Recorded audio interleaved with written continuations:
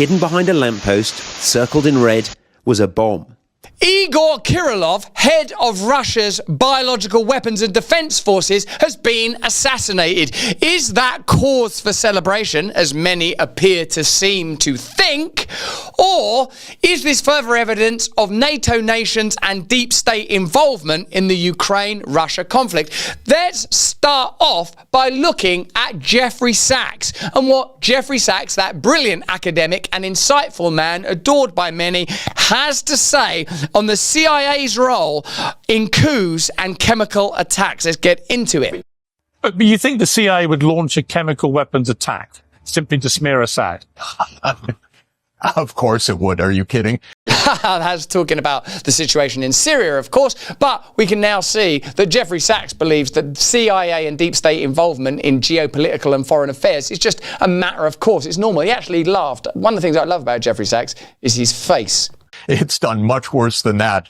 It launches coups, assassinations, wars. The whole history of the United States after 1947 is bring down one government after another.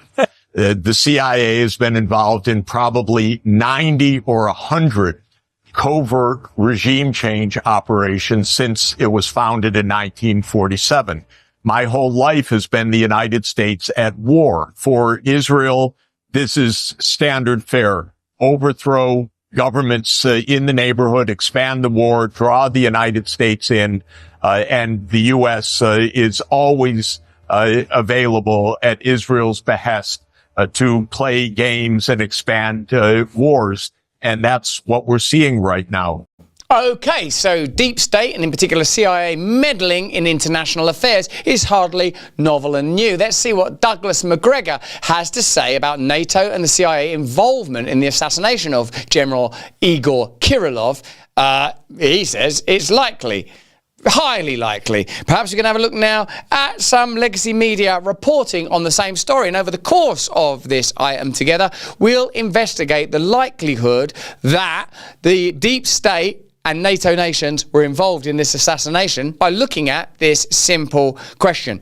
Who benefits? It didn't look like there was any danger when Igor Kirillov and his assistant left his Moscow apartment block. It was just another day in the projects for Igor Kirillov. He was just out and about having fun, and all of a sudden he was whooped upside his head by an assassination attempt. And even though I'm doing this voice, this is a real human life. But hidden behind a lamppost, circled in red, was a bomb. I'm leaning on a lamppost at the corner of the street until a certain little general comes by. Oh me, oh my. I hope that little general comes by. I'm going to assassinate him on behalf of the CIA, like. And within seconds of leaving, both men were dead. Shattered glass. My God, it's so rough, man, isn't it? The world's so rough. There's drones and bombs. It's Christmas. All that was left of this car windscreen. The bomb was concealed in an electric scooter. I knew those things were fucking dangerous. And was reportedly the work of Ukraine's security service. Kirillov was a top Russian general. His assassination here, not even 5 miles from the Kremlin, brings the war much closer to home for those living nearby. I thought this was it. War has started. Drones. Drones? Try living in New Jersey, love. The building was shaking, and I live on the 23rd floor.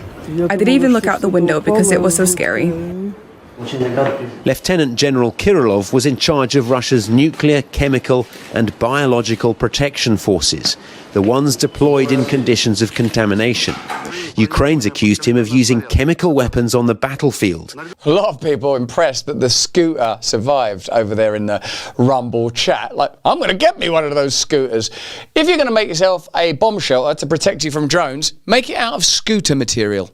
Russia denies the allegation, but the UK believes it too, and appeared to welcome his death.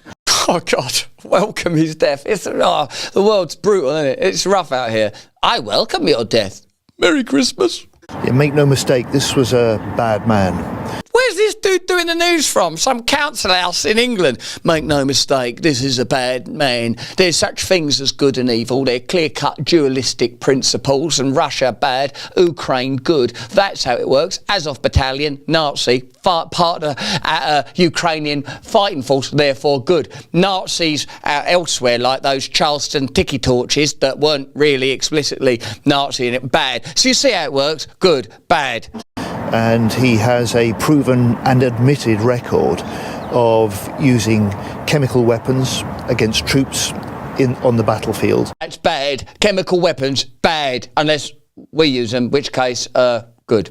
And it was for that reason that as a government in October, we sanctioned him and his unit. I mean, he's the defence minister of our country. If that's his house, respect. If he's living in that council house as the defence minister, I'm like, all right. I respect that. Council house is English for social housing project. Because they were breaking international law. There's been a string of similar attacks in Russia since the start of the war, which Moscow's blamed on Kyiv. Among them, the killing of Daria Dugina, the daughter of ultra-nationalist ideologue Alexander Dugin, in 2022. But Kirillov is the most high-profile of them all. The fact this has happened so far from the battlefield and so close to the centre of Moscow will be hugely embarrassing for Vladimir Putin. Embarrassment. It's interesting, isn't it, that? Like, when you think about the last time you were embarrassed in your own life, it's like you've sort of said something you regret saying, or something's been revealed about you that you don't want revealed. And dealing with, like, geopolitical manoeuvrings and assassination of military top brass. It's not like you'll never believe what happened to me the other day. I had to blush because one of my military general, him get assassinated right in the middle of Moscow, only 5 miles from Kremlin. I'm gonna get me one of them scooters and scoot my way right out of here. Because it's another reminder that despite all his talk of Russia being in control of the war, things still aren't always going to plan. Things are going according to NATO's plan.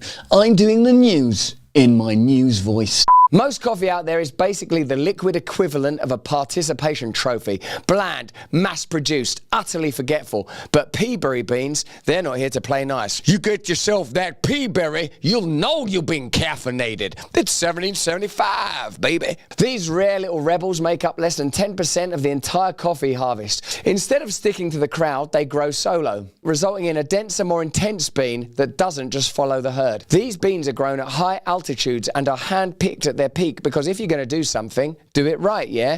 Do them beans right. Thanks to their unique solo act, pea berries deliver richer flavours, a smoother finish, and a touch more caffeine to keep you sharp and focused, like the universe intended.